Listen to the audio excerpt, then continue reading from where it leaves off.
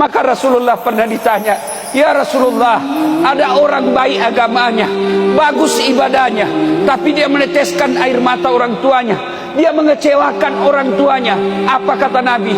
Anak itu jangankan masuk surga, baunya surga dia tidak akan dapat.